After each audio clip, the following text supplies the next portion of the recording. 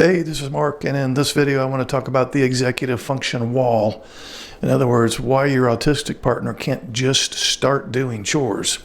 If you've ever thought or said to your ASD spouse, why can't you just start? Then this video is for you.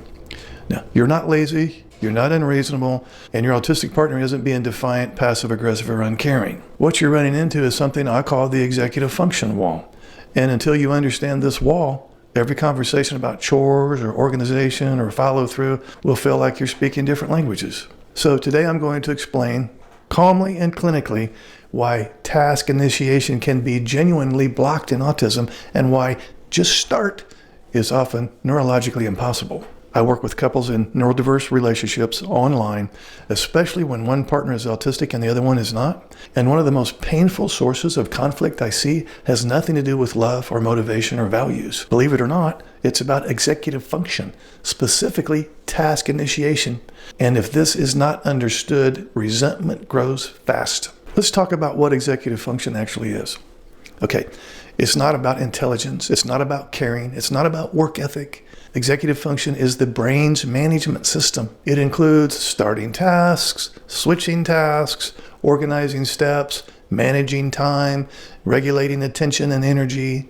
Think of it like the brain's internal project manager. Now, in autism, this system often works inconsistently, especially when a task is open-ended, vague, emotionally loaded, or physically visible but cognitively undefined. Which brings us to task initiation. Task initiation is not motivation. Here's a critical distinction. Not starting does not equal not wanting to start. Your ASD partner may fully intend to do the chore. He may even feel bad about not doing it. But between intention and action, there can be a neurological barrier. And this is the executive function wall. On your side of the wall, as the NT spouse, you see a sink full of dishes, you mentally group the task, you start automatically. On the ASD spouse's side of the wall, he sees dozens of micro steps, no clear starting point, competing sensory and cognitive input, and no internal go signal. So nothing happens. Now let's talk about what the wall feels like internally. Let me describe what many autistic adults tell me.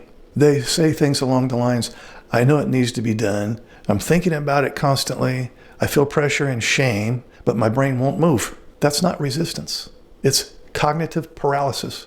The brain is stuck asking, where do I start? What's the first correct step? How long will it take? What if I do it wrong? What if I get interrupted?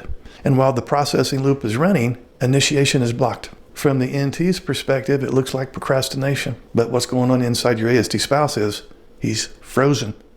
Now let's talk about why reminders and nagging backfire. Here's the tragic irony. When you remind, push, or express frustration, you think you're adding motivation, don't you? But what you're adding is emotional load, threat perception, and performance anxiety, which raises executive demand in the ASD spouse's brain, making initiation even harder. So the wall gets thicker. That's why the NT's phrases like, just start, it only takes 10 minutes. Why is this so hard? That's why it doesn't help. The NT assumes access to a system that isn't reliably available in the ASD mind. Now let's talk about why chores become relationship symbols. Over time, chores stop being about chores. For the NT spouse, they start to mean, I'm alone, I'm carrying everything, I don't matter. For the ASD partner, they start to mean, I'm failing, I can't do anything right, I'm constantly disappointing you, doesn't matter what I say or do, it's never good enough, I can never make you happy. And now the conflict isn't about dishes anymore, it's about worth, safety, and belonging. So now we need to talk about reframing the problem. Here's the reframe that changes everything. The problem is not unwillingness. The problem is access, specifically access to a clear entry point, a defined first step, and a manageable cognitive load. When initiation is supported properly, most autistic people can and do follow through. But support must be structural, not emotional pressure. So if you're in a neurodiverse relationship, understanding the executive function wall can replace blame with clarity and resentment with strategy. Now, this isn't about lowering your standards, it's about changing the pathway to action. And when that pathway becomes visible, connection has room to return. So if this resonated with you, subscribe for more clinical, compassionate explanations that help neurodiverse couples stop fighting the wrong battles.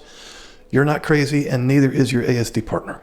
Would you like to schedule a paid private coaching session? This will be in the form of a face-to-face Zoom call. Underneath any of my videos, you'll see this Calendly link. If you click on that link, it'll open up my calendar. You can pick the available days and times that works for your schedule. You'll get a follow-up email immediately after purchasing a session that will have the Zoom link that coincides with the day and time that you picked. I will get an email too that you scheduled a session, and I will be available on that exact day and time, and we will talk. I look forward to working with you.